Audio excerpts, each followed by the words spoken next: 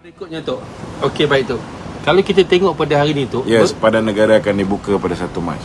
okey tu. Kalau kita tengok pada hari ni tu, Ya. keadaan bersatu ni agak berpecah belah tu. Ada Ya. yang dah lompat parti, ada yang dah keluar, ada dah ini. Tapi dalam masa yang sama, PAS benar-benar mempertahankan bersatu, Ya. sering menyalahkan UMNO kerana tidak bersama dengan Pakatan Nasional. Ya. Sedangkan hakikatnya mereka sendiri pun yang keluar daripada parti tu. Kita kena faham, masalah yang dihadapi oleh bersatu ialah krisis keyakinan. Krisis keyakinan.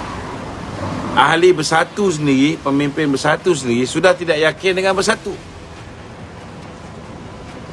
Jadi kenapa PAS beria-ria dengan bersatu? Jadi kita kena faham bahawa PAS beria-ria dengan bersatu bukan kerana mereka yakin dengan bersatu. Tetapi lebih kepada mereka perlukan funding yang mampu disediakan oleh bersatu. Itu je. Biarlah siapa pun nak keluar parti, tapi selagi Muhyiddin ada dalam tu, selagi itulah duit yang telah diperolehi hasil daripada kontrak-kontrak yang diberikan secara rundingan terus, sepanjang tempoh darurat yang tidak memerlukan kelulusan parlimen, sudah pastilah duit tu masih lagi berada di tangan bersatu. Jadi saya tak nampaklah ada sebab-sebab lain kenapa PAS nak terus kekal bersama dengan bersatu. Kalau dia kata dia nak bersama dengan bersatu kerana umat Islam lah, kerana ukhuwah Islamiah lah, kejadah semua kan. Saya nak jawab simple saja. Kalau dia fikir pasal ukhuwah Islamiah, dia sepatutnya menjaga umat Islam yang berada dalam UMNO ada 4.2 juta. Sepatutnya bergabung tenaga bersama dengan umat Islam yang berada di dalam PAS 1.2 juta. Itu lebih afdal. Kenapa dia nak kena jaga yang mungkin ada 100,000 orang saja? Betul tak? Betul. Kita pun boleh baca dah. Dulu pun kita pun dah terkena dah. Pilihan raya yang lepas, kita bantu dia.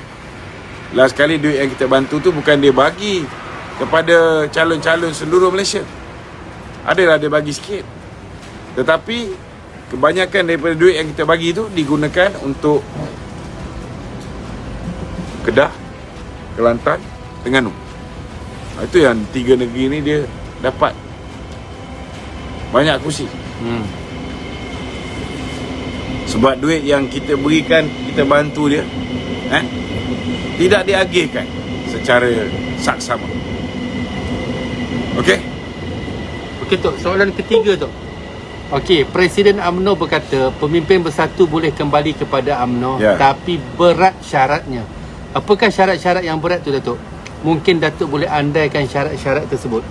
Pertama kita kena faham, okey, sesebuah parti kalau dia nak kuat, dia kena pastikan pemimpin ataupun ahli yang dulu bersama dengan UMNO kembali bersama UMNO. Kalau dulu orang atas pagar, kali ni terang-terang menyokong kita.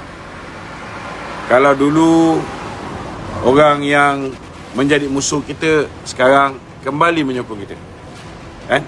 Inilah ingredient-ingredient yang diperlukan oleh UMNO untuk mengukuhkan barisan kita. Jadi kalau misalnya ada orang nak bersama dengan kita, kurang tapak tangan, nyiru kita tadahkan. Seperti mana yang diungkapkan oleh Presiden UMNO. Namun kita juga tahu bahawa akar umbi di bawah ni cukup risau. Ramai yang masih terluka akibat daripada pengkhianatan.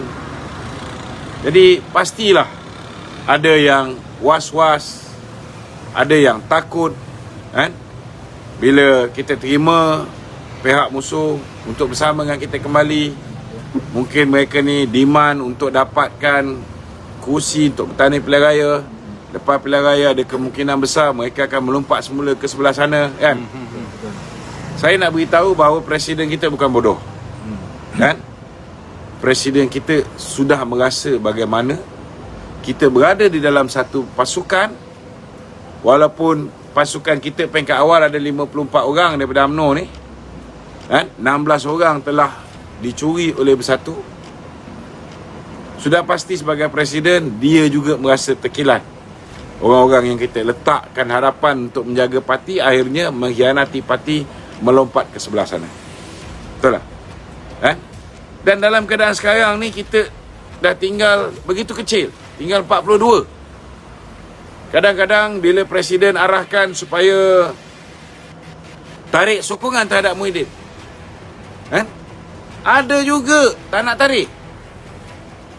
Rasa-rasanya lah dengan pengalaman yang telah dilalui oleh Presiden UMNO ni, masuk akal tak presiden tak boleh fikir bahawa kita perlukan calon-calon pilihan raya yang kita pasti lepas pilihan raya, apa jadi sekalipun, mereka tetap kekal bersama dengan UMNO. Jadi saya yakin kita tak payah bimbang. Presiden UMNO tahu apa yang dia akan buat. Jadi kalau presiden merasakan kita patut terima orang sana, patut terima orang sini, kita kena berikan sokongan. Inilah yang diperlukan. Apatah lagi kapal musuh sudah mau karam.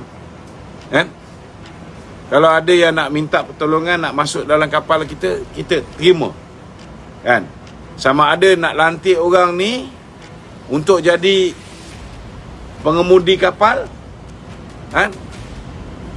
itu kita serahkan kepada Presiden UMNO menentukan mana dia nak letak orang-orang ni. Kalau orang ni ditugaskan jaga kompas, takut, kita takut bila dia jaga kompas nanti dia bawa kita ke haluan yang salah. Maka presiden tahu, dia tahu apa yang patut dibuat bagi mengelakkan daripada kapal kita ni salah haluan dia. Jadi tak perlu bimbang lah benda tu. Okey Tok. Parti Bangsa Malaysia mengumumkan akan menyertai PRN Johor dengan meletakkan 2 kerusi, 2 calon. 2 calon tu. Atas tiket apa? Atas tiket apa saya tak pasti lagi Tok, tapi dah keluar Malaysia kini dah Tok. Tok, boleh Tok kita nampak potensi mereka nak ni meletakkan calon di 7 kerusi. 7 kerusi. So kalau dia letak 2 calon saja, maknanya belum apa-apa dah gagal lah. Apa kita nak komen, kita raikan demokrasi dalam negara kita. Mereka cuba nak meletakkan 7 calon, mereka dapat 2 calon. Alhamdulillah lah. Good luck to them. Kerja kita pastikan BN menang. Siapa pun nak letak calon, kita cakap mudah je lah, bring it on. Kita lawan, Cuma yang aku pelik ni, yang pejuang ni nak letak 42 calon, mana dia nak cari calon ni? Kalau calon isteri mungkin boleh, Dia kena iklan dekat muda.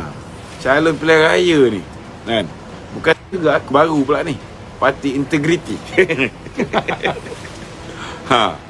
Parti Integriti tu siap iklan siapa nak jadi calon. Jadi kalau siapa yang nak jadi calon ni, boleh cari Ezam Makno lah. Okey, ada soalan lain? Okey Tok, Barisan Nasional